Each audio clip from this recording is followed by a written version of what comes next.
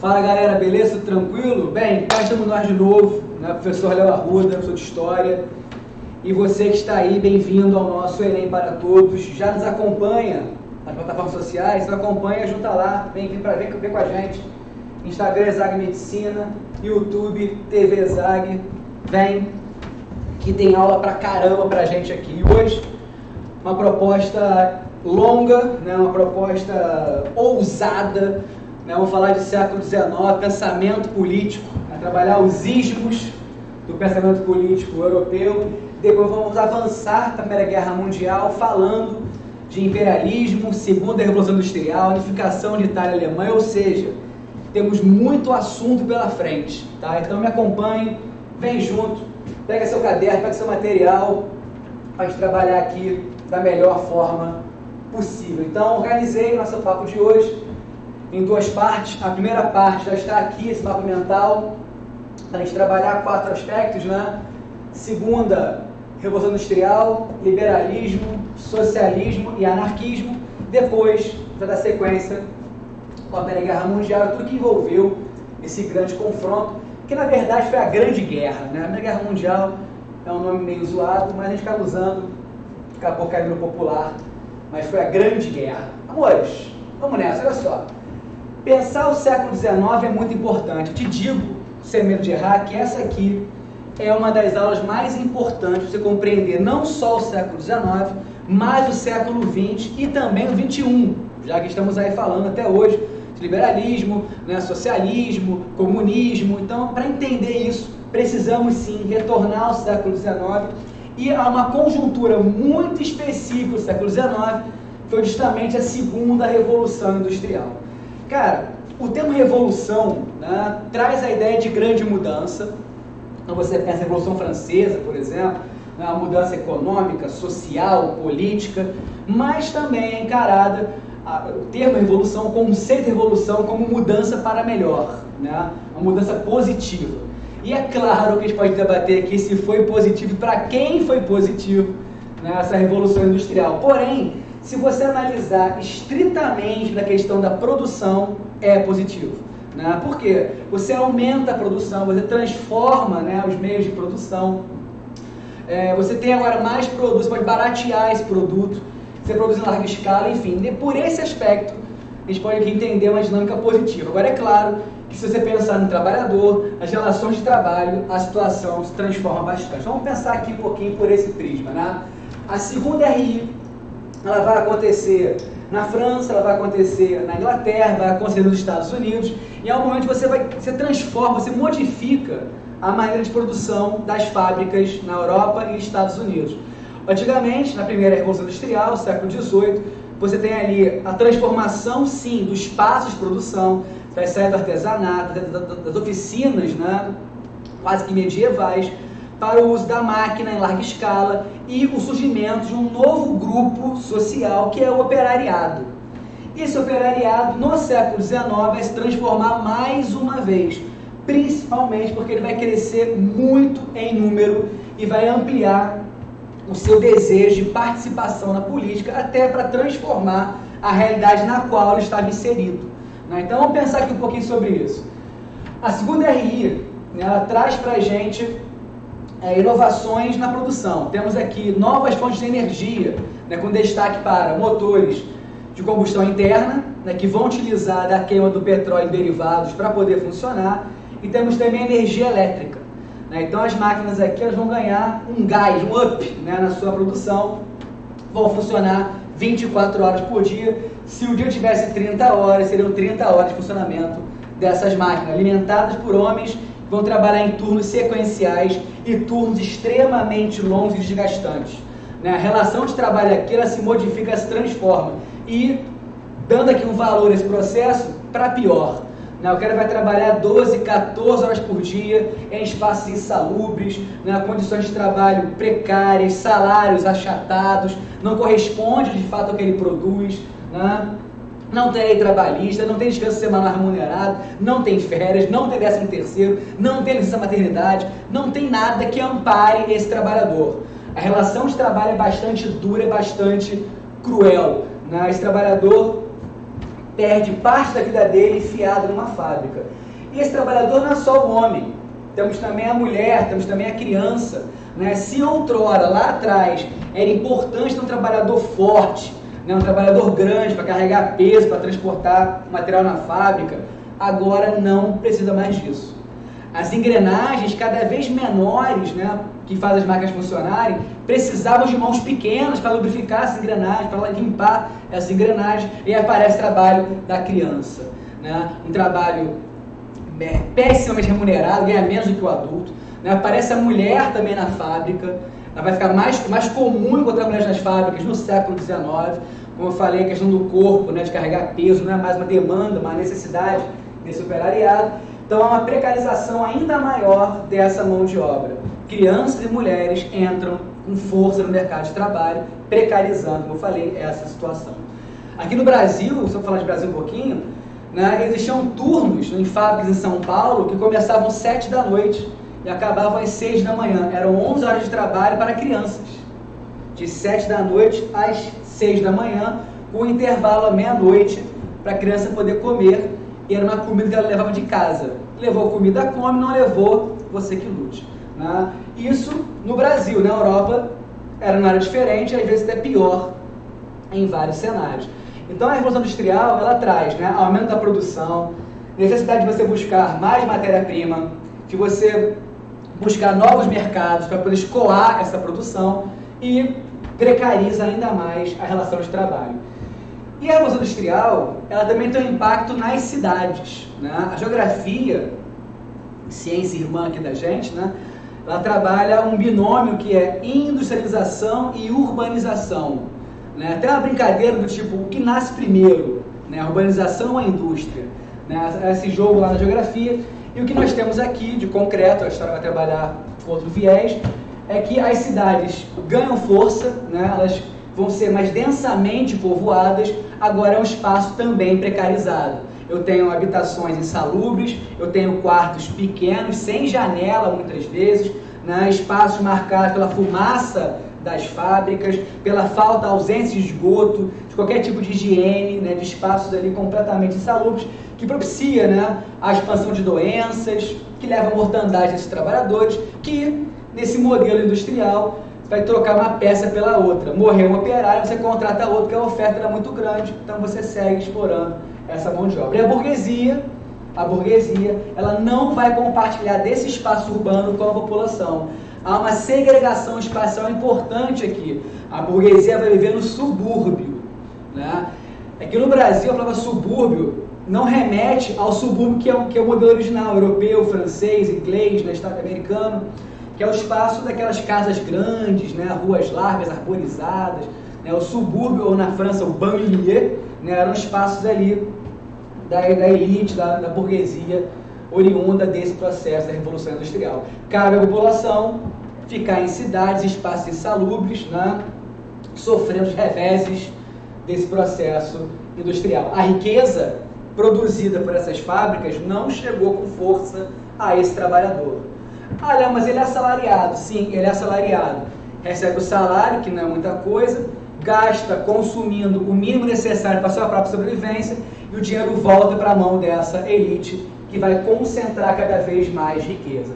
Então esse processo aqui também traz a ideia de concentração de riqueza e ampliação do abismo social, tal da desigualdade social. E é nesse contexto de revolução industrial, né, de transformação da sociedade, tanto no modelo econômico quanto no modelo social, que isso acaba impactando também no modelo político, é que nós temos o desenvolvimento de alguns conceitos, né, algumas ideias, como o próprio liberalismo, que vai ser repensado no século XIX, o socialismo, né, tanto utópico quanto científico, o comunismo e o anarquismo. Tá? São respostas a essa revolução industrial e às transformações oriundas de todo esse enorme processo. Então, vamos começar aqui pelo liberalismo. Né? O liberalismo ganhou força, o modelo econômico, né, do liberalismo ganhou força com Adam Smith, né, na Inglaterra no século XVIII, embora Adam Smith fosse escocês, né, ele vai desenvolver sua obra na Inglaterra. Os liberais, como um todo, defendem que eu vou trabalhar caso a caso, vou trabalhar a ideia mais geral dos liberais, defendia uma não intervenção do Estado no processo econômico. Né? O Estado não é o agente que vai se intrometer na questão econômica. A economia funciona por ela mesma. Né? Como diriam os franceses, laissez-faire, laissez-passer. Tem que correr com o francês aqui agora. Né? Deixe fazer, deixe acontecer. Le monde va de lui-même. O mundo funciona por leis próprias. Então eu tenho aqui um momento em que se entende que o Estado não tem um papel na economia.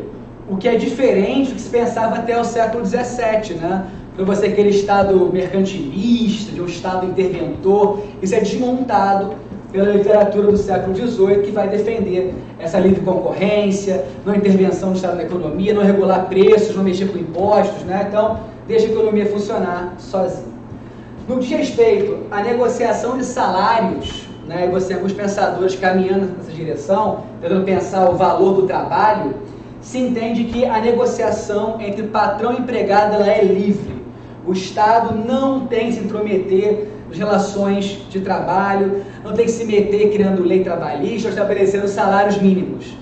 A relação patrão-empregado ela deve ser livre, da livre negociação. Ou seja, vai funcionar a ideia do próprio liberalismo, né? A lei da oferta e da procura. Se eu tenho pouco emprego e muita mão de obra disponível, eu como patrão, vou pagar um salário mais baixo.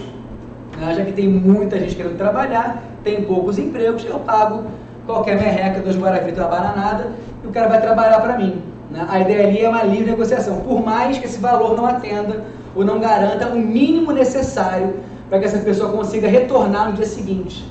Né? Então, o valor do salário é muito, muito, muito baixo, não condiz, né, com a necessidade do trabalhador, muito menos com o que ele está produzindo com o suor do seu trabalho. Então, naquele contexto, defende-se a livre negociação patrões e empregados. E, então, a pergunta que fica é, ora, Léo, se o Estado não vai intervir na economia, qual será o papel do Estado? Ao Estado caberá o quê? Ora, ao Estado cabe a manutenção da ordem.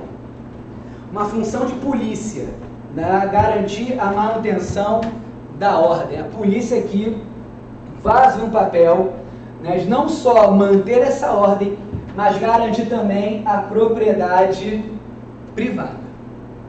É função do Estado, né, a defesa da propriedade privada. John Locke já anunciava isso há muito tempo antes dessa galera aqui do século XIX, quando ele fala que cabe ao Estado garantir a vida, a liberdade e a propriedade privada. Né? Então aqui o Estado tem a função, e a polícia vai ser o braço do Estado nesse sentido, para garantir a propriedade privada, né, que acaba sendo o desdobramento da garantia da ordem. Né? Então, estabelecer leis para que a sociedade esteja organizada para garantir o desenvolvimento da economia nos moldes do que nós conhecemos como sistema ou modelo capitalista. Então, a dinâmica é justamente essa, os liberais têm essa bandeira. E aí, justamente em oposição a esse projeto liberal, que surgem os chamados pensadores socialistas. E os socialistas vão ser divididos em alguns grupos. Primeiro, havia uma galera socialista que entendia que era possível reformar a sociedade sem necessariamente se pautar por uma revolução. A revolução seria uma ação mais dura, mais violenta, mais drástica, de ruptura com o modelo, e poderia radicalizar as relações entre patrões e empregados a ponto de se perder. Então a solução não passava, na opinião de alguns pensadores, por uma revolução, e sim por reformas sociais. Né? Uma maneira mais branda de você propor uma mudança, mas sem romper com as bases e romper com as estruturas econômicas vigentes. E além dessa questão, dessa divisão, né, entre quem defende uma reforma social e quem defende uma revolução, temos ainda os chamados socialistas utópicos e socialistas científicos. Né? Na verdade, os utópicos nunca se chamaram utópicos, para eles apenas socialistas, são os científicos, né, que vão chamar os seus antecessores de utópicos por acreditarem que o que eles imaginavam, a forma que eles concebiam de transformação na sociedade era inalcançável. Vamos aqui caminhar então com essa ideia do que seria a utopia, né? No jargão mais comum, mais tradicional, a utopia é o inalcançável, a utopia é o impossível. E aqui uma pausa para o momento mais romântico do nosso encontro de hoje, né? Em 2003, eu estava no Fórum Social Mundial, que é um encontro para se debater alternativas, né, ao capitalismo, e lembro muito bem de uma palestra de um intelectual chamado Eduardo Galeano, né? E o Galeano é famoso por falar sobre a utopia. Ele e um cineasta argentino chamado Fernando Birri debatem, né, o que é a utopia. Que a vez que a utopia está no horizonte e é caminhando em direção ao horizonte que eu busco essa utopia. O Galeano, né, ele trabalha a ideia de que a utopia não é o impossível. A utopia é o que ainda não aconteceu. Parece papo de coach, né? Mas esse cara está em 2003 falando sobre isso. A utopia é o que ainda não aconteceu, pois se eu encarar a utopia como impossível, eu desisto no primeiro passo. Se eu encarar como algo que ainda não aconteceu, eu tenho força para seguir lutando por ela, né? Mas essa é a versão do Galeano, mas não era a versão da galera aqui do século XIX, que entendia se essa utopia é impossível. Segundo os utópicos, temos aqui Saint-Simon, Charles Fourier, Robert Owen, né?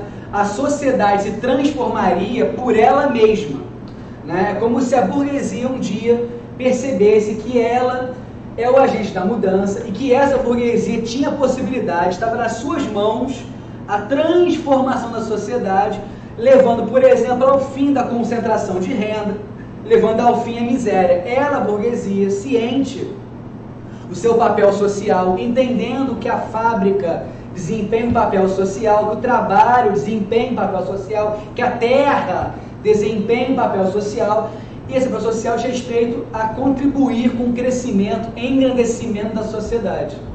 Então, por esse viés, não deveria haver essa ideia de propriedade privada e não deveria haver esse lucro auferido em cima do uso dessa propriedade privada explorada através da mão de obra dos trabalhadores.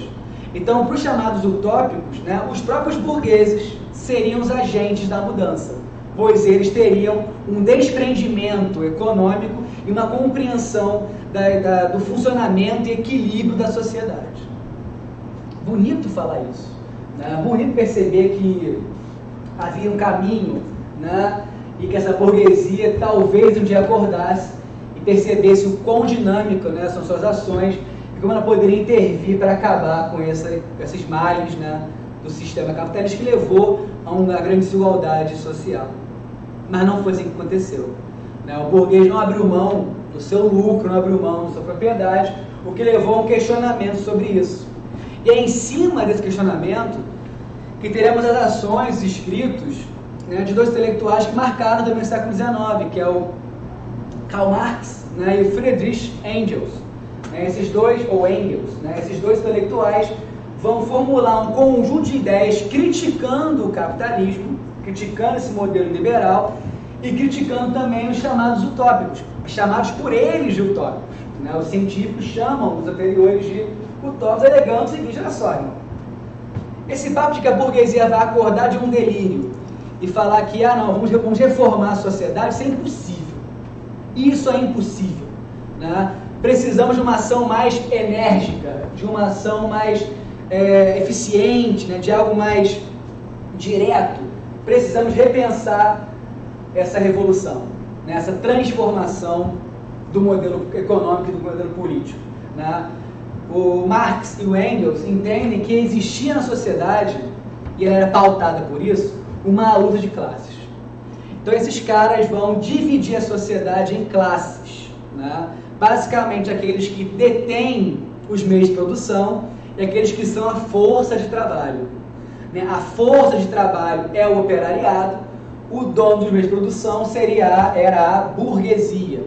E haveria entre patrões e empregados uma luta, um choque, né? Uma luta de classes. E por que essa luta existia entre os dois grupos, né? Porque eles têm interesses diferentes, né? O interesse de um acaba empatando o interesse do outro.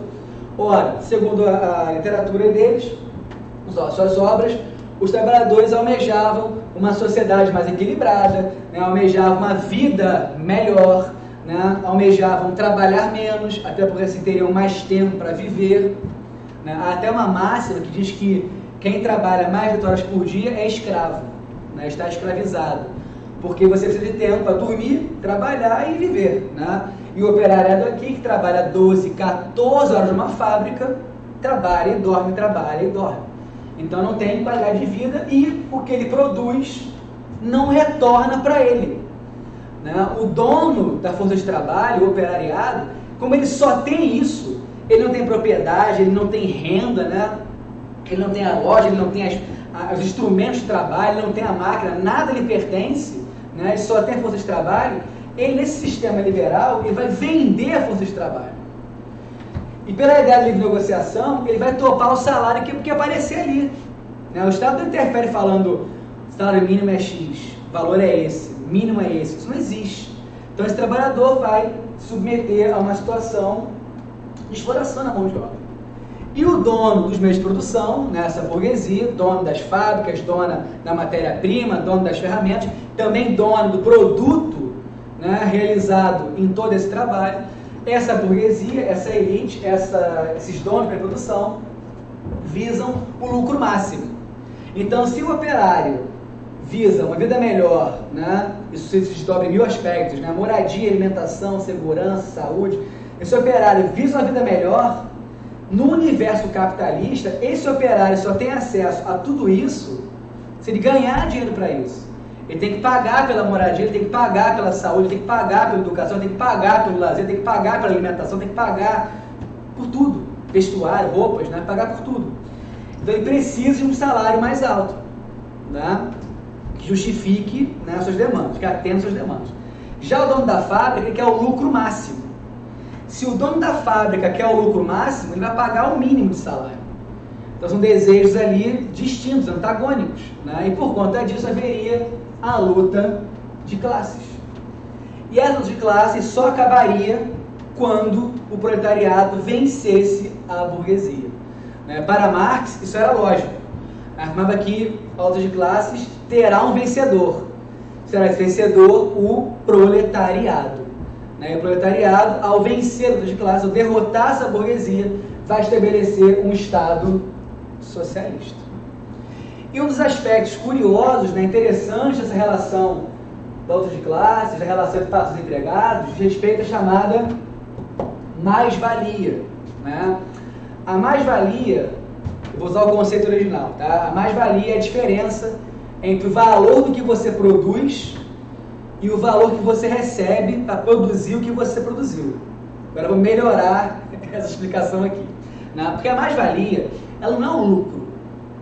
Né? Quando o patrão lucra, o patrão desconta tudo que ele gastou para produzir aquele produto.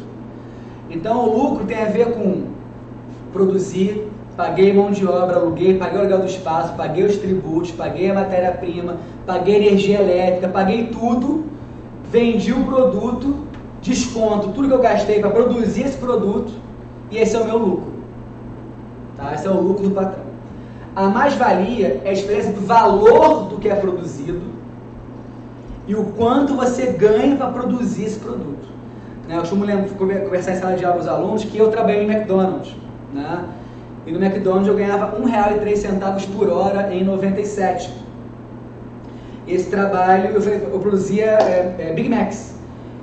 E no final das contas, a mais-valia do meu trabalho era de 300 e poucos reais por hora de trabalho. Eu ganhava R$1 em uma hora de trabalho e produzia mais R$300 em produtos. Né? Então a mais-valia é a diferença entre o valor que eu ganho e quanto eu produzi. E isso tem a ver com, não tem a ver com lucro, né? Lucro é diferente, tem que abater luz, gás, aluguel do espaço, maquinaria, impostos, então o lucro é menor do que a mais-valia. A mais-valia realmente é um valor muito gritante, né? E a mais-valia então justificaria, né, a luta de classes entre patrões e empregados. E como eu falei mais cedo, ao fim da luta de classes, eu teria a vitória do proletariado, e o proletariado estabeleceria um Estado socialista. E como se organizaria esse Estado socialista? Você tem um Estado que passa a gerir toda a sociedade. O Estado é o dono de toda a propriedade, tudo pertence ao Estado, né? A propriedade agrícola, a propriedade urbana, as fábricas, as casas, apartamentos, tudo pertence ao Estado. O Estado deve, de forma equilibrada, garantir a divisão desses bens entre toda a sociedade, pois se a sociedade tudo produz, a ela tudo pertence, né? Então os trabalhadores todos, independente do cara ser o cara que aperta o parafuso ou o cara que é o gestor da fábrica, não interessa. O trabalho aqui é encarado como uma questão social, a função social do trabalho, não será mais ligada à remuneração. Então cada um cumpre o seu papel social e em troca recebe o que precisa para sobreviver. Essa é outra ideia interessante do socialismo, né? As pessoas recebem do Estado o que elas precisam, nem sempre o que elas querem ou o que acreditam ser necessário, né? Então, você teria algo que você precisa sobreviver, que moradia, alimentação, vestimento, educação. Você não vai ter necessariamente um telefone de última geração ou uma TV de última geração. A ideia é que você não precisa disso para sobreviver, para viver, né? Então, o Estado ele vai proporcionar um equilíbrio dessa sociedade, uma harmonização dessa sociedade. É muito comum perguntar assim, mas Léo, no Estado socialista então, já que é dessa forma, né, ninguém tem interesse em desenvolver tecnologia, ninguém tem interesse em melhorar as condições de vida, porque não vai ganhar com isso. Quando você pensa assim, você pensa com a cabeça da capitalista, né, de que você produz algo visando necessariamente o lucro. Olha, eu vou produzir aqui uma TV 5K, porque eu vou ganhar mais dinheiro com a 5K do que eu ganho com a 4K, né? Vou inventar aqui um negócio maravilhoso, que eu vou ganhar dinheiro com isso. A lógica do capitalismo, muitas vezes, é ganhar dinheiro em cima de algo. A lógica aqui é diferente, né? Eu vou ter, sim, uma preocupação com a melhoria das condições de vida, eu vou ter, sim, uma preocupação com a tecnologia, porque quanto mais tecnologia eu tivesse, a ideia era essa, menos tempo eu gastaria trabalhando. Então, se eu trabalho menos, eu vivo mais e melhor. Se eu vivo mais e melhor, eu alcancei meu objetivo, né? A ideia aqui não é alguém trabalhando 15 horas por dia. A ideia é trabalhar 5 horas, dormir 8 e passar 11 horas vivendo, né? Então, a demanda do modelo socialista, o objetivo, melhor dizendo, é diferente, tá? Ninguém está aqui buscando enriquecimento, porque uma sociedade como essa não teria o rico. E o Estado é quem vai intermediar todas essas relações. Originalmente, a proposta do Marx, né, pensando aqui a análise marxista, é que ao fim do luta de classes, eu teria a ascensão de um regime ditatorial. Essa é uma das críticas feitas à proposta socialista, que eu sairia do modelo capitalista, onde muitas vezes há um governo democrático, né, para uma ditadura. Por que era necessário, na opinião do Marx, essa ditadura do proletariado? Porque se eu colocar no modelo tradicional, tripartite, né, executivo, legislativo, judiciário, cada um equilibrado um com o outro e poder intervir um sobre o outro. Se eu tenho esse modelo de 3 poderes equivalentes, colocar um operário no executivo não resolve a questão. Porque a política depende também do judiciário e depende do legislativo. Se o legislativo for composto por burgueses, ter um operário no executivo não resolve muita coisa, porque tem que negociar com a burguesia. E ao negociar com a burguesia, pode acabar abrindo mão de reivindicações da sua própria classe, operário, trabalhador, né? Então a dinâmica de ter uma ditadura é ascender ao poder um grupo que vai ser o grupo dominante, que vai impor a sua realidade, vai impor a sua vontade, vai impor o seu governo, sua organização econômica sobre os demais setores da sociedade, pois defende a ideia de que esses outros setores, a burguesia principalmente, não tem interesse em modificar a relação social, política e econômica. Essa é a crítica aos utópicos, né? Então a revolução, para o Marx, ela é necessária e viria pelo protagonismo dos trabalhadores operários no processo revolucionário. Lembro ainda que pela ótica marxista, a revolução socialista viria da cidade, viria do meio urbano, né? Daí você tem que ter fábricas, né? Trabalhador organizado, sindicato, partido político, como espaços de difusão dessas ideias, desses valores, até alcançar a revolução socialista. Beleza, né? Nesse modelo idealizado pelo Marx e pelos socialistas, você teria etapas do processo revolucionário até alcançar uma organização de base comunista, né? E aqui eu chamo a atenção para esse aspecto. É muito comum, né, a gente achar que socialismo e comunismo é a mesma coisa. Eu também brinco em sala e falo assim, olha só galera, se fosse a mesma coisa, não teria o mesmo nome, né? Claro que isso é uma provocação, mas são ideias diferentes. É que a gente usa de forma indistinta socialista e comunista, perdão, socialista e comunista, né? Porque não são iguais. O comunismo, ele é a etapa final desse processo. Se eu fosse fazer uma escadinha, né, eu colocaria capitalismo, sobe o degrau socialismo, sobe o degrau comunismo, né? Eu teria aqui uma ideia até de evolução da sociedade, dos regimes políticos e econômicos. E o comunismo é a etapa final desse processo, né? Por quê? Qual é a crença do marxista aqui? Os socialistas chegam ao poder, estabelecem uma nova sociedade através de um governo ditatorial, eliminam qualquer forma de produção de propriedade privada, né, reestruturam todo o processo produtivo, equilibram a sociedade. Depois que tudo isso foi feito, você dá o último passo em direção ao comunismo, onde haveria a extinção do Estado enquanto regulador das relações humanas. Né? No modelo comunista, eu não tenho Estado, eu não tenho propriedade privada, eu não tenho polícia, eu não tenho igreja, eu não tenho nenhuma instituição organizacional ou hierarquizada. Isso desapareceria no universo comunista. Né? Haveria uma autogestão, as pessoas saberiam o seu papel social e cumpririam o seu papel social. Tá? Digo a vocês que organizações comunistas em grande escala nunca existiram no mundo. Não existiram na nossa história. Tá? A gente fala China comunista, é um exagero. União Soviética comunista, outro exagero. China comunista, exagero. Tá? Cuba comunista, exagero. Né? Não são organizações de base comunista. Ah, Léo, calma aí. Agora você me embolou. Você falou que no comunismo não tem Estado, no comunismo não tem governo. Pô, então o comunismo é igual ao anarquismo, né? Calma aí. Né? Não é igual. Vamos lá. O anarquista, ele é tão radical na questão da transformação social, ele é tão crítico da sociedade liberal capitalista, que ele entende que a ruptura ela tem que ser imediata. Ela não só é necessária, mas tem que ser imediata. Tem que acabar com as estruturas hierarquizantes, acabar com a propriedade privada. Né? Proudhon, um cara que fala muito sobre isso, que a propriedade privada, ela que marca, né, a diferenciação entre as pessoas. Né? Separa quem tem a propriedade, quem não tem a propriedade. E quem não tem a propriedade nunca vai ser livre. Porque quem não tem a propriedade tem que se dedicar, né, enquanto dedicar que eu falo aqui, é trabalhar para quem a possui. E se submete a essa situação. Né? Então, nesse contexto, o que nós temos ali no anarquismo, né, é uma dura, violenta crítica à propriedade privada, ao governo, às sociedades hierarquizadas. Então, a proposta anarquista é uma ruptura direto com o modelo liberal capitalista.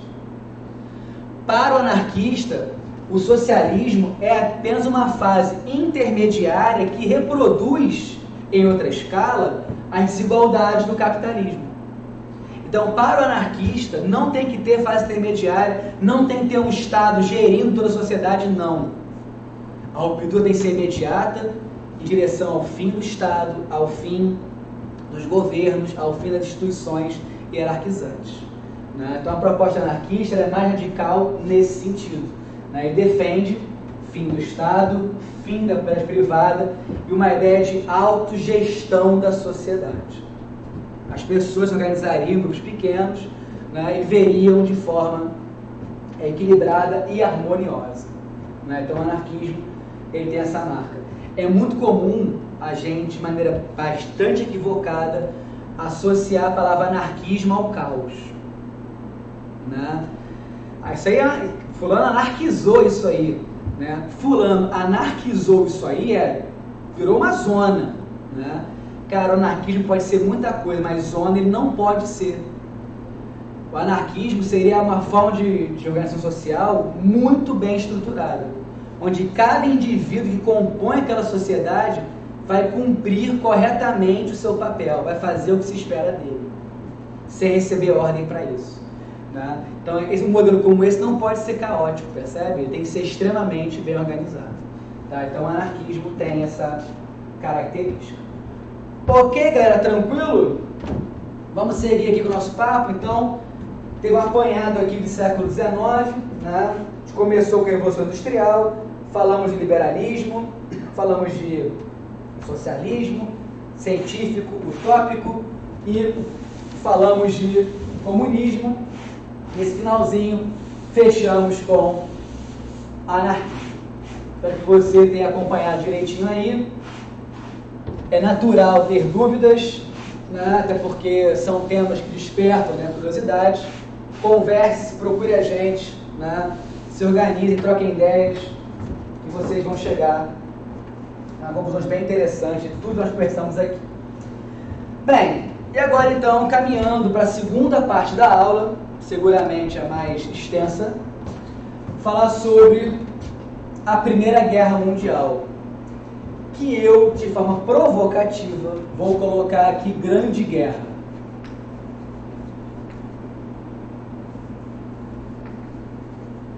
Amores, os europeus que viveram esse momento entre 1914 e 1918 se referiam a esse episódio como a Grande Guerra. Tá? Faltou botar aqui um azinho na frente. A Grande Guerra. Para muitos, seria a guerra que acabaria com todas as outras.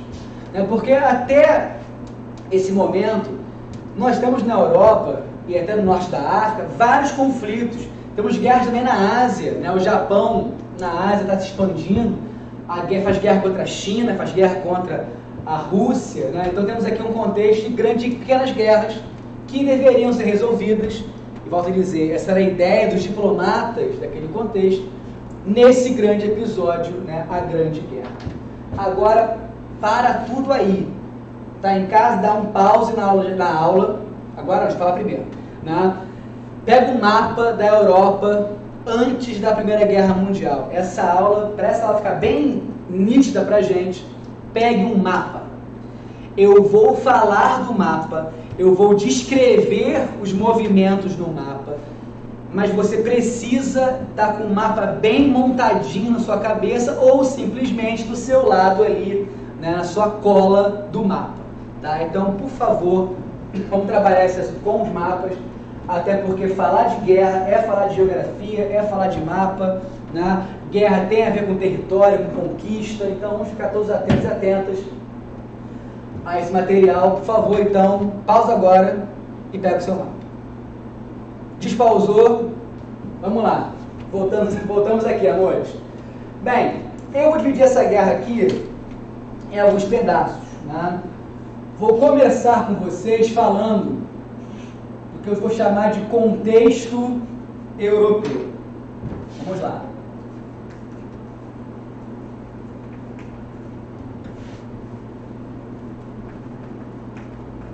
Contexto europeu. Cara, tem muita coisa acontecendo na Europa no final do século XIX. E todo esse conjunto de mudanças na Europa vai impactar nas relações entre os países. Tá? E o que está acontecendo pesado aqui na Europa? Vamos lá. Primeiro lembrar, e eu já falei disso hoje, da segunda Revolução Industrial. Ora, as nações europeias aumentaram a produção, né? A burguesia francesa, a burguesia inglesa, logo a burguesia italiana, a burguesia alemã, eu vou falar delas, né? Aumentaram a produção, precisam exportar cada vez mais, lucrar com isso. Então esses grupos se estruturaram, né, e vão buscar novos mercados. A pergunta que eu faço é: aonde estão esses novos mercados para as empresas da Europa? Estão espalhadas por aí. Estão na Europa? Alguns mercados estão na Europa, mas muitos se encontram no continente africano, e no continente asiático.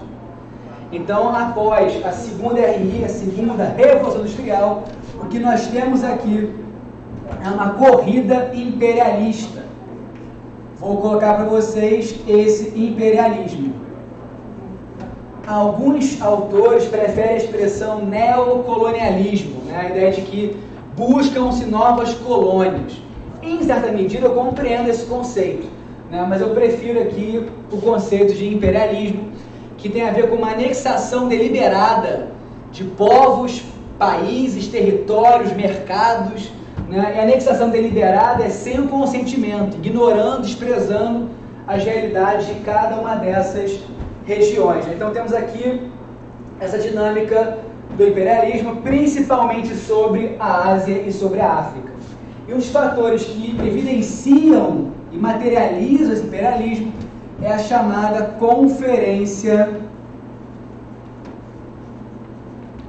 de Berlim. Essa conferência aconteceu, anota aí, em 1885. Ficou pequenininho aqui no quadro, mas 1885. Tá? Essa conferência reuniu em Berlim, capital de uma Alemanha recém-unificada, já vou tocar nesse assunto, países como França, Inglaterra, Portugal, Espanha, Bélgica, Itália, Alemanha, né, representantes desses países, para repensar as ações da Europa sobre a Ásia. Então esses caras simplesmente tiveram a audácia de pegar um mapa da África, dividir em pedaços, né, e entregando cada pedaço a uma potência europeia. As potências europeias mais fortes, mais influentes, ficaram, por assim dizer, com as melhores partes da África. O que seriam as melhores partes da África? As partes mais ricas, né, com maior fonte de minérios, né, de mão de obra a ser explorada. Então essas potências saem na frente. Destaco aqui a França e a Inglaterra. A Inglaterra do século XIX, nesse momento, sonhava em ter uma África aos seus pés.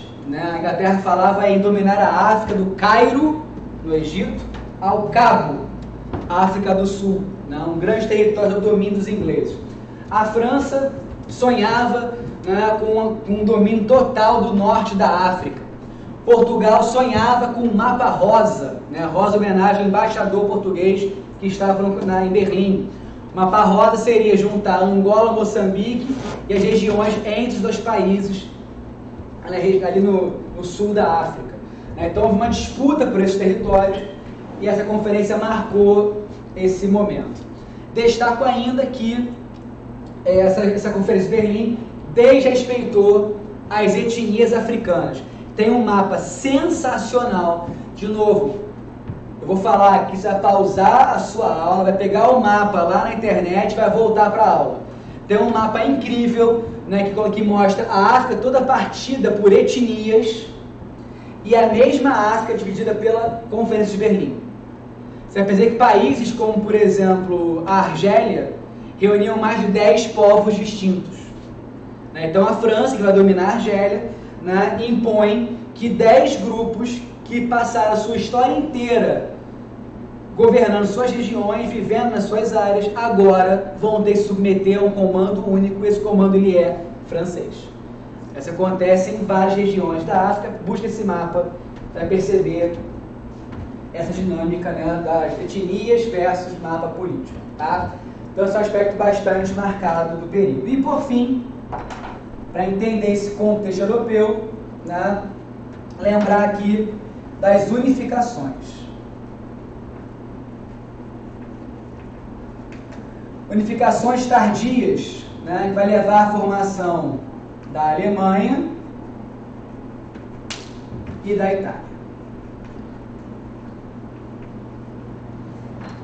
Amores, a Alemanha e a Itália se formaram da metade do século XIX até o seu fim. Foram processos conflituosos, houve guerra para formar esses dois países.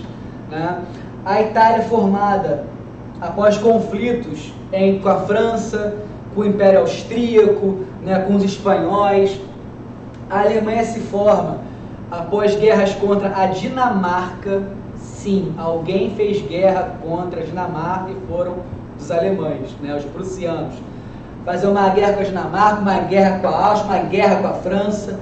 Então são processos complexos, né, marcados pelo belicismo, pelo desenvolvimento de estratégias de guerra, de armamento das populações. Não é um processo simples, não foi somente diplomático.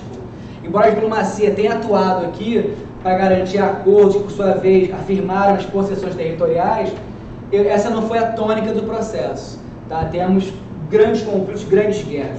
Costumo dizer que a bandeira da Alemanha, que foi o estado que mais fez guerra nesse período, ela cheira sangue e pólvora, né? Como se a Alemanha fosse formada pela guerra.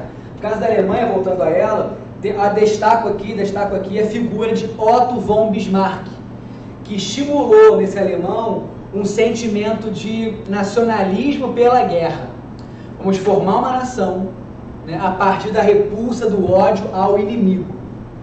Eu, alemão da Bavária, vou me juntar com o alemão da Prússia, né, porque temos em comum o inimigo francês. Então essa dinâmica das guerras vai pautar as unificações da Alemanha e também da Itália. Na Alemanha eu destaco ali as guerras contra a Áustria, Dinamarca, França. Destaco a criação de um acordo econômico de Solvenheim em 1834, que era abolir as fronteiras econômicas, criar um mercado comum dentro dessa futura Alemanha. Esse aspecto foi essencial, né, para você dar uma solidez ao país. Na Itália, temos um conflito também interessante entre o norte, que se propunha burguês, desenvolvido, né, industrializado, e um sul, bastante agrícola, né, bastante atrasado nesse cenário do século XIX. Na Itália, a unificação acontece tendo ao norte Camilo Cavour, que era o ministro, né, do reino do Piemonte, né, a região ali noroeste da Itália, atual Itália, e no sul a figura de Giuseppe Garibaldi, revolucionário republicano que defendia, né, um governo mais popular. Ambos, né, travaram batalhas, Camilo Cavour e Giuseppe Garibaldi, e após derrotar seus inimigos, eles fazem um acordo e o Garibaldi renuncia, né, à sua ideia de formar uma república italiana em nome de uma unidade do país, por mais que naquele momento a Itália nascesse uma monarquia parlamentar constitucional, que não era o desejo do Garibaldi, mas era a possibilidade até para evitar uma nova guerra, e seria uma guerra civil, opondo italianos do norte a italianos do sul, mas opondo italianos. O Garibaldi, que é uma figura central desse processo, entende que não deveria caminhar nessa direção, e a Itália então se forma, né, pelo viés da monarquia parlamentar constitucional. Um aspecto que às vezes cai em prova sobre a Itália diz respeito ao Vaticano. O Vaticano, hoje Vaticano, na época Estados Pontifícios, um terreno que pertencia ali ao Papa, à Igreja Católica, foi reivindicado pela Itália, pela recém-formada Itália. Como você talvez saiba, o Vaticano é um bairro da cidade de Roma. O Vaticano está dentro de Roma. E Roma é a capital histórica do italiano. O italiano ele vai se formar enquanto país, rememorando os seus períodos de glória máxima na história, que foi o Império Romano. Aliás, isso é bem legal para trabalhar em sala de aula.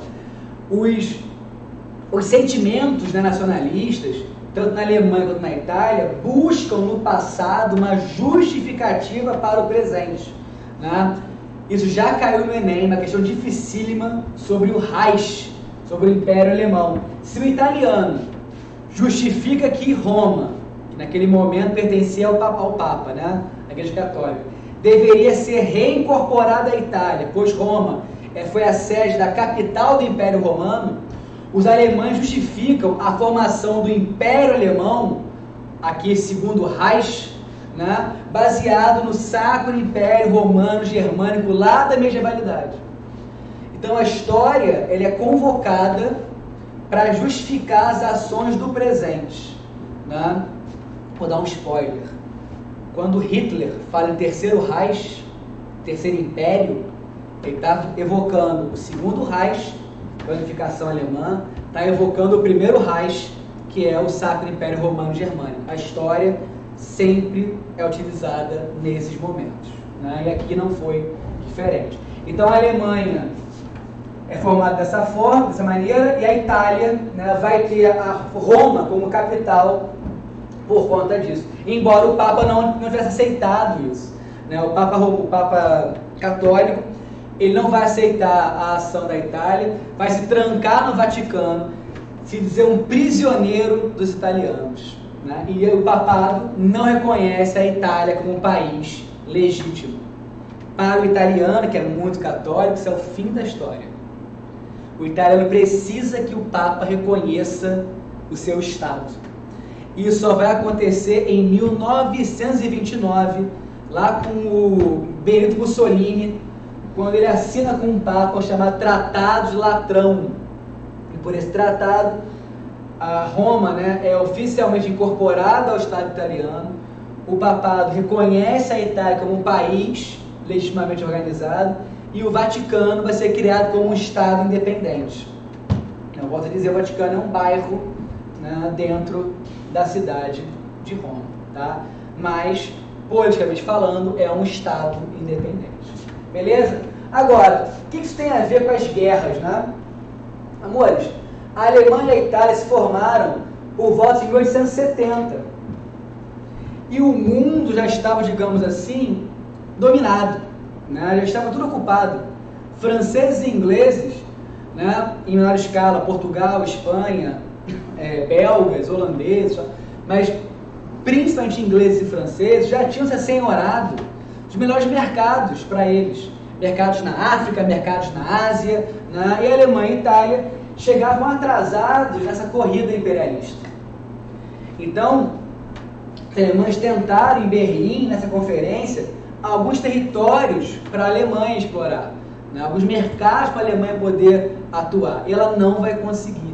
A Itália é a mesma coisa, né? A Itália tinha reivindicações históricas sobre regiões africanas que ela não consegue dominar, que ela não consegue manter. Isso alimenta em italianos e alemães um sentimento de que a Europa está desequilibrada e que eles precisariam então unir forças, já uma aliança entre alemães e italianos, para repensar, reorganizar esses territórios, esses domínios, né, sobre a África e sobre a Ásia. Esse já é um dos fatores que nos leva ao ponto seguinte do papo de agora, que são os antecedentes da guerra.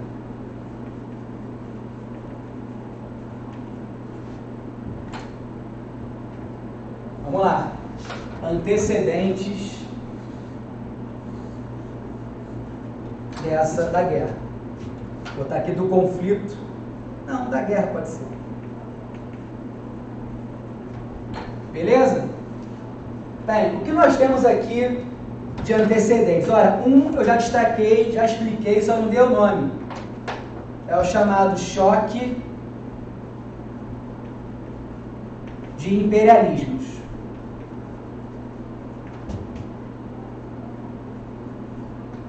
Né? E é interessante porque o próprio Lenin, quando ele escreve sobre esse momento, ele diz que o imperialismo é a fase superior do capitalismo. Quando você pega a palavra superior, não quer dizer que seja melhor do capitalismo. Superior aqui quer dizer após, né? Posterior ao capitalismo. Ora, o capitalismo levou a uma segunda revolução industrial, que por sua vez levava a uma necessidade de ir mais mercados para tudo que era produzido aqui em grande escala, e buscar mais mercados levava a esse imperialismo. Só que o mundo ele é finito, né? Então as potências europeias, ao buscarem se expandir, vão buscar muitas vezes se expandir sobre as mesmas áreas. Daí a ideia de choque de imperialismos. Pode acrescentar aí disputa por mercados, disputa por matéria-prima. E qual era, vou falar baixinho aqui, qual era a matéria-prima mais interessante nesse contexto de final do século XIX? Você pensou aí e falou petróleo. Você está certíssimo, você está certíssimo. Né? O petróleo era a matéria-prima mais interessante aqui, que ela faz movimentar um motor de combustão interna, que é o motor das fábricas. A gente fala motor, pensa em automóvel, né? Não, motor tem tudo que é lugar. Tem um ventilador de teto, tem um motor ali, tudo bem? E esses motores são interessantíssimos, necessários para que as fábricas funcionem. E o petróleo é também necessário.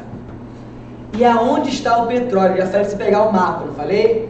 Pausa de novo, pega seu mapa e volta, olha para cá. Né? O petróleo estava no mundo árabe. Olha para o seu mapa. Como é que os ingleses têm acesso ao petróleo do mundo árabe? Eles navegam da Inglaterra, costeiam toda a Europa, atravessam a ilha da Europa para a África, dão a volta pelo sul da África, lá na África do Sul, Cabo das Tormentas, atualmente Cabo da Boa Esperança, e sobem a costa africana, passam pela Somália, entram no Mar Vermelho e vão para Bagdá pegar petróleo.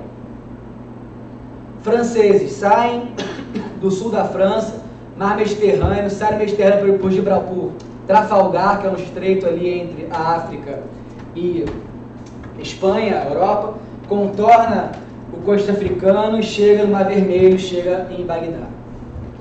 Para evitar essa volta, você está navegando metade do mundo, né? Para evitar essa navegação toda, franceses e ingleses criaram um canal de Suez. Final do século XIX, o canal de Suez permite a ligação do Mar Mediterrâneo com o Mar Vermelho. Olha para o seu mapa, Mar Mediterrâneo e Mar Vermelho. Então agora, França e Inglaterra não precisam mais contornar a África, né? Bastam entrar no Mediterrâneo, cruzar o canal de Suez e alcançar o petróleo. Beleza. Quem também quer petróleo? A Alemanha. A Alemanha também quer petróleo. A Alemanha deu um salto enorme na sua indústria após se unificar. Os alemães, no seu processo de unificação territorial, fazem uma guerra contra a França, né, a Guerra Franco-Prussiana. A França é derrotada pelos alemães, aliás, a França é humilhada pelos alemães. E o alemão, então, anexa, né, 2 territórios franceses. Você conhece? Alsácia e Lorena. Territórios ricos em carvão e ferro. O que a Alemanha fez com carvão e ferro? Deu um salto na sua indústria. Vou dar informação interessante. Essa não é inútil, não. Os alemães, em 1890, produziam mais aço do que a Inglaterra. Os alemães, que começaram a brincar de indústria, né, meados do século XIX, ou seja, 100 anos depois dos ingleses, chega ao final do século XIX, né, 20 anos após a sua unificação, a jovem Alemanha, como a nação que mais produz aço no mundo, superando a Inglaterra. E aí a pergunta é a seguinte: os alemães fazem tudo isso sem petróleo. Se os alemães tiverem um acesso ao petróleo, como franceses e ingleses têm, o que poderia acontecer com a Alemanha? Tudo. A Alemanha teria o céu como limite, né? Se o céu for algum limite. Se o alemão consegue petróleo, ninguém segurava a Alemanha. Então os franceses e ingleses, né, se unem também para impedir o crescimento da Alemanha. Repare que eu falei em 2 alianças já, né? Uma aliança entre alemães e italianos e uma aliança entre franceses e ingleses, né? A Alemanha e a Itália se unem para correr atrás desse universo imperialista, que estão atrasados. Franceses e ingleses se unem para impedir o crescimento dos alemães, né? Então não permite que a Alemanha utilize o canal de Suez. Ora, a Alemanha quer petróleo, mas não pode usar Suez, ou ela dá a volta ao mundo para chegar até o petróleo, ou constrói uma grande ferrovia ligando Berlim a Bagdá. Você pega o seu mapa aí, olha a distância de Berlim para Bagdá. Só não vale botar no Google Maps, mas olha aí Berlim e Bagdá, né? A Alemanha tinha proposta de fazer uma linha de ferro cortando a Europa até chegar na Ásia. E amores, spoiler, essa ferrovia não ficou pronta, ela foi feita em vários pedaços, não chegou a ficar pronta na sua totalidade. Agora, se ela desse certo, Já era. Agora, outra coisa importante. Para essa ferrovia ser construída, ela vai ter que atravessar na Europa territórios do Império Austro-Húngaro. Então, que hoje corresponde à Áustria, Hungria, né, aquela região toda dos Balcãs ali, também no Pedaço dos Balcãs, acho que da Europa Oriental, né? E para cruzar a Áustria-Hungria, a Alemanha faz um acordo com o país. O Império Austro-Húngaro, vamos agora para os meandros da guerra, tá? Está no pré-guerra ainda. O Império Austro-Húngaro, olha para o seu mapa aí, cuidado. Ele tinha pretensões territoriais sobre a Península Balcânica. A Europa tem 3 penínsulas. Vou botar para você aqui, ó, Ibérica, Portugal e Espanha, Itálica, você sabe que ele está lá, e a Balcânica, onde você tem Sérvia, Montenegro, Bósnia, Bulgária, né? Todo mundo na Península Balcânica. São os povos eslavos. E o Império Austro-Húngaro tinha pretensões territoriais sobre essa região, queria invadir essa região. Porque a Península Balcânica é muito interessante do ponto de vista econômico. É um litoral todo recortadinho, tem porto à beça ali, né? Dá para fazer comércio com várias regiões da Europa e norte da África. Então é interessante dominar essa região, mas essa região lutava pela sua independência. Então eu tenho a Sérvia como um país ali liderando esse processo, chamado pan-eslavismo, de união dos povos eslavos pela sua independência. Então perceba só como essa Europa está convulsionada. A Alemanha quer fazer a ferrovia, para isso tem que atravessar o Império Austro-Húngaro. O Império Austro-Húngaro estava em guerra com a região balcânica, querendo dominar a região balcânica. O que faz a Alemanha? Fala assim, Império Austro-Húngaro, eu estou do lado de vocês contra os Balcãs. Eu apoio vocês e em troca eu passo minha ferrovia por aí. O acordo foi feito, mais uma aliança costurada. Temos aqui então, nessa lógica, a formação de alianças.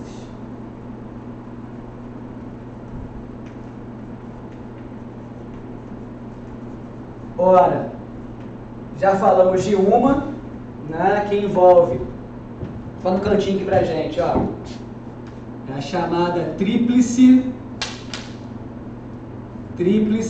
Aliança. É formada por Alemanha, Império Austro-Húngaro, é o tal do IAH, você vai encontrar essa abreviatura no material didático, IAH, e a Itália. O outro grupo, também formado aqui, é a Tríplice Entente, que é formada por França, Inglaterra, e tá faltando um paizinho só para virar tríplice, né? Olha pra cá. A Alemanha, Império Austro-Húngaro e Itália se uniram. A Alemanha com o Império Austro-Húngaro por conta do domínio da região balcânica, fazer a ferrovia. A Itália quer terras. O Império Austro-Húngaro vai ter apoio para sua guerra contra a Sérvia, contra a Bósnia, contra Montenegro. A Inglaterra e a França, a Inglaterra e a França se uniram para evitar o crescimento da Alemanha, e vai aparecer aqui a Rússia. Caraca, Léo, você tirou a Rússia de onde? Então a Rússia sempre esteve ali, né? Gigantesca, poderosa, a família Romanov governando todo o Império Russo. E a Rússia é um território gigantesco, mas peca pela ausência de portos em águas quentes. O russo não navega. O russo está preso no continente, né? É tundra, é taiga para tudo que é lado, portos congelados. O russo navega 3 meses por ano, no verão. Todos os portos descongelam e dá para navegar um pouquinho. Então o sonho do russo é ter um porto em águas quentes. E é por isso que a Rússia vai se ligar à Sérvia, alegando que eram todos povos eslavos, né, mesma origem étnica. Os russos vão defender as pretensões sérvias de formar nos Balcãs a Grande Sérvia. E o que a Rússia ganha com isso? Ela ganha com isso uma saída em águas quentes. a Rússia poderia fazer uma grande ferrovia ligando o seu país à Península Balcânica, escoando os produtos por ali. Então a Rússia alcançaria esse objetivo de ter um porto em águas quentes, né? Então a Rússia vai aparecer aqui e as pretensões russas, né, batem de frente com desejos da Alemanha. E é por isso que a Rússia se alia a quem? A ingleses e a franceses. Então a tríplice entente é França, Inglaterra e Rússia.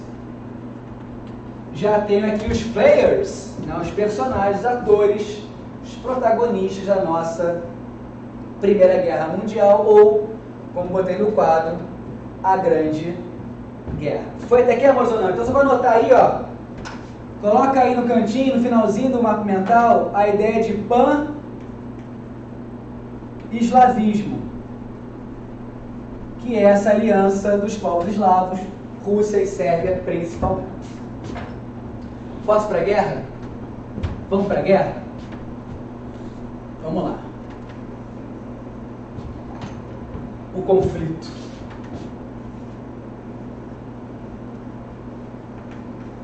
Amores, vocês já perceberam que a Europa é um grande barril de pólvora, né? Tudo está acontecendo na Europa. As nações europeias, com destaque para a Alemanha, investiram pesado em armamentos. Os alemães investiram pesado em armas de fogo que pudessem atirar mais de uma vez sem ter que recarregar. Você vai se lembrar de filmes do século XIX, aqueles exércitos do Napoleão Bonaparte, aqueles soldados correndo pelo campo com mosquetes na mão, o cara dá um tiro para recarregar a arma, pega a bala no bolso, bota a bala na arma, bota a pólvora, soca a pólvora ali com a bala, atira de novo, né? Aquelas armas que quando atiram uma fumaça gigantesca, ninguém vê nada no campo de batalha, na cara da pólvora esbranquiçada. Enfim, o alemão vai inventar uma arma que atira 5 vezes sem recarregar. É uma vantagem monstruosa para eles. Outra coisa, a pólvora que eles passam a usar é uma pólvora que não faz fumaça. Então eles conseguem dar 5 tiros e eles conseguem enxergar o inimigo na frente, né? Já o inimigo, quando atira no alemão, fica uma fumaça, uma névoa em volta dele. Isso é mais uma vantagem para a Alemanha. Os europeus aqui vão investir em metralhadoras. Elas são grandes, ajeitadas, mas fazem um estrago terrível no campo de batalha. Então a Alemanha, em 1912, construiu o maior navio do mundo, o Imperator. É um navio gigantesco, uma tonelagem imensa, encouraçado, cheio de chapa de aço, né?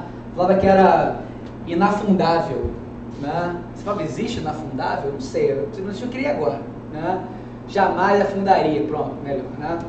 Na vibe do Titanic. O Titanic era um barco que também era inafundável. Se essa palavra existe, né? Enfim, de qualquer maneira, os países estão investindo, né, nessa indústria bélica. Se fala na Europa em paz armada, né? Todo mundo ali engatilhado, né? Só esperando o conflito, né? Só esperando o que vai acontecer, sabendo que vai dar problema, tá? Sabendo que vai dar choque no momento. É tipo você ter no seu time Felipe Melo. Em algum momento, alguma coisa vai acontecer, né, aí com você. Desculpe, palmeirenses, mas é uma realidade. Enfim, então, nesse momento aqui, cenário caótico, né, tudo ali atropelado, Sérvio querendo independência, russo querendo um porto de águas quentes, ingleses e franceses querendo conter o avanço da Alemanha, a Alemanha querendo petróleo, o Império Austro-Húngaro querendo dominar a Península Balcânica. E no meio disso tudo, o arquiduque Francisco Ferdinando, para os íntimos do Franz Ferdinand, né? Arquiduque do Império Austro-Húngaro, quarto ou quinto na lei de sucessão da coroa do Império Austro-Húngaro, resolve, acha legal, dar um rolé por Sarajevo.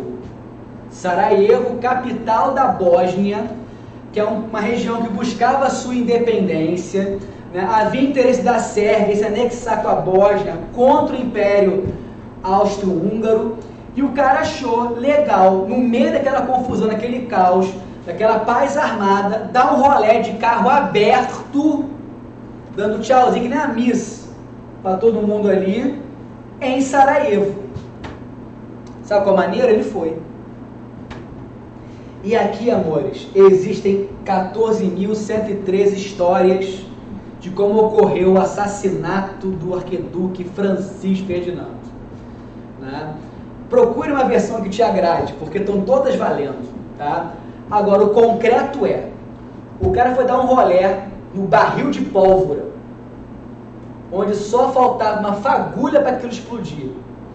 E nesse rolé que ele vai dar pela região, ele fazia campanha para a formação da Tríplice Coroa, juntando o Império Austríaco, o Império Húngaro e o Império Balcânico, né? Todo o Império Eslavo, todos sob o comando da família dele. Ou seja, que foi propaganda em defesa de uma intervenção militar, né, na região. E havia ali um grupo armado, chamado Mão Negra. Alguns falam que era um grupo bósnio, outros que era um grupo sérvio. De qualquer maneira, é um grupo que planeja um atentado ao Francisco Ferdinando, querem matar o cara. E aqui tem uma sucessão de equívocos. Jogam bomba, a bomba não explode. Jogam bomba, a bomba explode no carro errado. Né?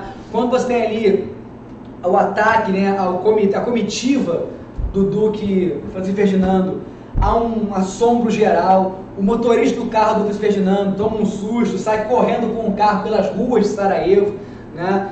Veloz e furiosa, 14 km por hora, você imagina a velocidade disso, né? Correndo por ali, e no meio disso tudo, esse motorista, né, com o Duque atrás, a esposa do Duque, a duquesa, sentada ao lado dele, eles param o carro, e do lado passa um dos membros do grupo terrorista Mão Negra, um estudante chamado Gavrilo Princip. Esse estudante se depara então com um alvo que o grupo dele tinha, o Franz Ferdinand, puxa a pistola e mata a tiros o sucessor da coroa do Império Austro-Húngaro. E é aqui que começam os problemas. Olha para cá. Houve um ataque ao herdeiro do Império Austro-Húngaro. O Império Austro-Húngaro declara guerra à Sérvia, jurando que foi a Sérvia que mandou matar o cara. A Sérvia pede socorro para a Rússia. A Rússia declara guerra ao Império Austro-Húngaro, que pede socorro para a Alemanha, declara guerra para a Rússia. A Rússia pede socorro à França. Enfim, ocorre ali o chamado sistema de alianças. Um país pede socorro ao outro, como estavam todos coligados entre si. Resultado disso é um grande confronto opondo a Tríplice Aliança, a Tríplice Entente. Assim começa a Primeira Guerra Mundial, ou simplesmente a Grande Guerra. Tudo bem, galera? Tranquilo até aqui? Vamos lá. Então, organizando nosso quadro aqui, conflito. Qual o estopim do conflito? O assassinato do Duque Francisco Ferdinando. Tá? Isso vai detonar o que chamamos de sistema de alianças. A impressão que a gente tem é que na Europa já estava todo mundo pronto para a guerra. Estava todo mundo disposto ao conflito. Né? E de repente o estopim acontece. E aí degringola, né, esse sistema de alianças, que parece ali um grande jogo de dominó, que você bota as pecinhas, um pega lá da outra, empurra uma, derruba todas. É mais ou menos por aí. Né? E o conflito então tem início.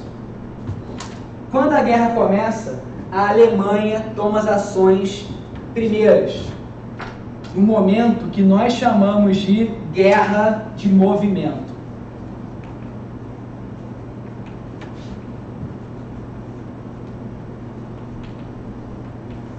A guerra de movimento é a primeira ação de guerra por parte da Alemanha, em que a Alemanha vai tentar, olha a audácia da Alemanha, ela vai tentar atacar ao mesmo tempo a França e a Rússia. Né? É o chamado Plano Schieffelin, que é um plano de ataque duplo. Não confunda, é muito comum confundir isso, Blitzkrieg com Plano Schieffelin. né? A Blitzkrieg é guerra relâmpago, lá da Segunda Guerra Mundial, tudo bem? É quando a Alemanha também invade a França, domina Paris e tal, mas isso é Segunda Guerra, você ainda vai ter essa história com a gente, tá? Aqui, você tem um plano Schieffelin, que é atacar em duas frentes. Pega o seu mapa de novo, vai ver a Alemanha aqui no meio, atacando a França e atacando a Rússia. A ideia era fazer um ataque fulminante, né? A guerra duraria no máximo 6 semanas, durou 5 anos, né? Mas tudo bem. E quando a Alemanha ataca os dois lados, ela contra a Rússia, né? General Hindenburg consegue várias vitórias, com o exército russo comparado, né, com o exército francês e inglês, é um exército menor, né? Não no número de soldados, mas em treinamento, em armamento, né, equipamentos de guerra. Então ele consegue vitórias sobre os russos, mas sobre a França não. General Joffre, né, general francês, corria pelas trincheiras gritando: não passarão, não passarão, alimentando seus soldados a resistirem bravamente à invasão dos alemães. E os franceses, armados de metralhadoras, conseguem evitar a invasão alemã, e os alemães reagem, né? Se você que está ouvindo a aula com a gente aí for do Rio de Janeiro, você sabe o que fazer. O Rio tem um manual de guerrilha, né? Por aqui, quando tem tiroteio, a reação da gente é se jogar no chão, cavar um buraco, ou alguns vão com o celular para a janela filmar o tiroteio. Isso é Rio de Janeiro, RJ, tem essas coisas, né? Aqui mesmo é a mesma situação. Quando os alemães invadem a França e tem um tiroteio miserável, eles recuam e cavam buracos. Então a guerra de movimento, que é esse momento de você atacar e ocupar o território inimigo, é freado pela resistência dos franceses, né, usando metralhadoras. Então você tem o fim da guerra de movimento, né, vou botar aqui invasão alemã à França, não surtiu o efeito desejado, e a consequência disso é o entrincheiramento dos soldados. Temos aqui então a segunda fase da guerra, que é a guerra de trincheiras. A expressão guerra suja, ela ganha força nesse momento. A trincheira é um espaço bem zoado para fazer guerra, né? É um buraco no meio da terra. Então quando chove, alaga, você come e dorme naquele espaço. Quando neva, você congela, né? Quando chove, alaga, já falei isso. Você come e dorme, é horrível. As doenças proliferam nesse espaço, né? Tuberculose matou milhares na guerra. Doenças ligadas às enterias, né? A diarreia levou à morte de milhares de soldados. Desidratação, leptospirose, né? Cara, foi um caos esse momento aqui. A guerra de trincheiras é a parte mais violenta do conflito. Morre muito mais gente por conta de doenças do que necessariamente por conta de conflitos, né? Tiroteio, tiro trocado entre os exércitos. E essa guerra aqui é uma guerra lenta. Os soldados têm poucos avanços, poucas vitórias nesses embates aqui. Tem um filme que eu amo chamado Feliz Natal, que conta a história de uma guerra de trincheiras, e que os caras fazem uma pausa no Natal. No Natal suspendem a guerra, fazem uma ceia e depois voltam para a guerra, né?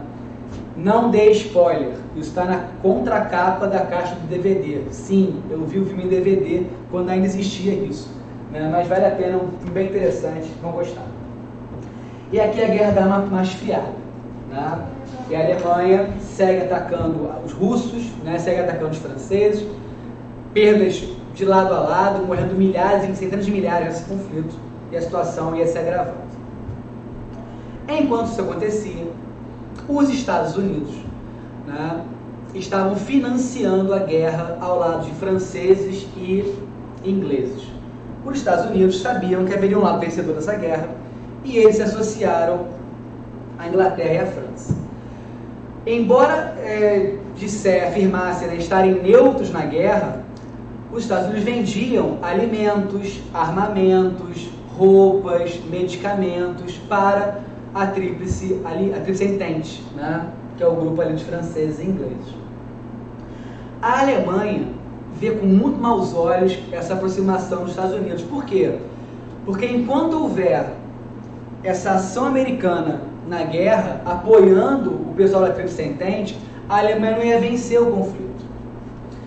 E os Estados Unidos estava vendendo esses produtos para a Inglaterra e para a França sem cobrar o pagamento imediato. A expectativa era que a França e a Inglaterra iam vencer a guerra, iam derrotar a Alemanha, iam punir a Alemanha cobrando uma indenização pela guerra, e com esse valor, franceses e ingleses pagariam a dívida com os Estados Unidos. Essa era a crença deles. Então os americanos estavam ali apostando na vitória de franceses e ingleses. O que acontece aqui é o seguinte, né? A Alemanha resolve cortar esse canal de comunicação e faz um bloqueio naval. A Alemanha, ela tinha uma marinha de guerra fantástica e dominava os submarinos. Já existia submarino aqui. O submarino é um demônio embaixo d'água. Ele não é localizável, né? E o submarino joga torpedos, dispara. Em locais onde o navio ele é mais frágil, que é o casco na parte embaixo da água. Então eles conseguem afundar navio pra caramba por conta dessa estratégia, dessa técnica, desse armamento da guerra. Então a Alemanha faz um bloqueio naval. Pega o seu mapa de novo. Eles colocam os navios na costa da África, na costa da Europa, isolando, né, a Europa dos Estados Unidos. Isso dá um prejuízo enorme para os Estados Unidos e a ameaça da vitória alemã. Se a Alemanha vencesse a guerra, os americanos iam perder uma fortuna, iam perder milhões e milhões e milhões de dólares. E em paralelo a isso, a embaixada dos Estados Unidos no México, foi lá para o México agora, interceptaram um telegrama chamado Telegrama Zimmermann, que é um telegrama alemão para o México, sugerindo que o México atacasse os Estados Unidos, né, como uma resposta à guerra que rolou em 1848. Né, o México foi atacado pelos Estados Unidos e perdeu 2/3 do seu território, né, em meados do século XIX. A Alemanha diz que estou ao lado de vocês na guerra contra os Estados Unidos. Né? Qual é a ideia da Alemanha? Forçar os americanos a tirar o foco da Europa e defender o próprio território. Quando os americanos interceptam esse telegrama e tem o seu comércio com a Europa bloqueado pela Alemanha, eles não têm mais o que fazer. Então esse bloqueio naval feito pela Marinha alemã obriga os Estados Unidos a o que, meus amores? A entrarem na guerra. Entrada dos Estados Unidos no conflito. E a entrada desse exército aqui vai modificar a guerra. Né? Aproximadamente 2 milhões de soldados entram no conflito ao lado da Tríplice Entente, desequilibrando uma guerra que já estava no final, né? Levando a vitória para franceses e ingleses naquele contexto. A Rússia havia abandonado a guerra em 1917, quando a Revolução Russa. Vocês vão ter essa aula ainda, para falar sobre a saída da Rússia do conflito. Tá? E o cenário aqui de 1918 é esse. A entrada dos americanos na guerra, levando a vitória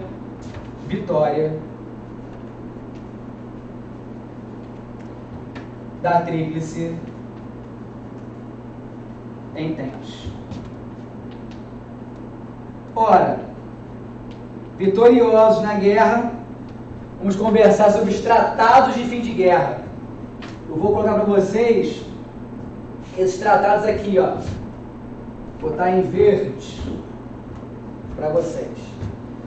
Foram 3 tratados, foram 5 tratados na guerra, na verdade. Vou comentar apenas 3 para poder fechar o nosso papo aqui. O primeiro tratado são os 14 pontos de Wilson. O Wilson, ele era o presidente dos Estados Unidos, né, e propõe um fim de guerra na boa, um fim de guerra na amizade. Né? Vamos estabelecer aqui que ninguém venceu, paz sem vencedores, né? Alemães, franceses e ingleses, apertem as mãos aí, façam as pazes, né? Vamos defender aqui a livre navegação dos oceanos e mares, vamos acabar com esse papo de canal de Suez exclusivo para a França e para a Inglaterra, né? Vamos debater aqui novas formas de harmonizar a economia, de trocar investimentos, vamos pensar aqui no futuro, vamos deixar esse passado para trás, esquece as guerras, esquece os revanchismos, esqueçam esses ódios, rancores, isso não vai brincar em lugar nenhum, né? Estou aqui numa good vibes, vamos aqui fazer uma paz boa. Ingleses e franceses falaram assim: ô Wilson, quietinho aí, Wilson. A guerra não foi no teu país, a guerra não desossou a sua economia, a guerra não destruiu a tua sociedade, não foi no teu país como invasão do soldado alemão, invadindo tua casa, matando tua família. Então, Wilson, se promete que não, deixa que a gente dá conta desses acordos aqui. E é mergulhado nesse rancor e nesse ódio, não vou discutir se estão certos ou não, que você tem o chamado Tratado de Versalhes. O Tratado de Versalhes é o tratado mais importante do fim da Primeira Guerra Mundial. Tratado imposto pelos franceses aos alemães, estabelecendo que a Alemanha foi a culpada pela guerra e que a Alemanha tem que pagar uma indenização de 33 milhões de dólares, que é um valor impagável, né? Tinha que ter seu exército limitado a 100 mil soldados, não pode ter marinha de guerra, não pode ter aeronáutica de guerra, tem que devolver a Alsácia e a Lorena para a França, tem que desmilitarizar a Renânia, que é uma região de fronteira com a França, vai perder 1/6 dos seus territórios, principalmente na África, enfim, é um tratado extremamente doloroso para a nação alemã. Lembrar que nem todo alemão participou da guerra, tá? Esse tratado aqui ele era tão duro que até a quantidade de cabeças de gado que a Alemanha tinha vai ser limitada e a França vai confiscar gado alemão. Tá? Olha só como está complicado a situação. O revanchismo, essa palavra é muito boa, anota aí. Revanchismo guiou, norteou as ações nesse momento aqui. Ok? E para fechar, o Tratado de Saint-Germain. Esse tratado aqui é pouco falado, mas cai em prova. Tá? Esse tratado diz respeito ao desmonte do Império Austro-Húngaro.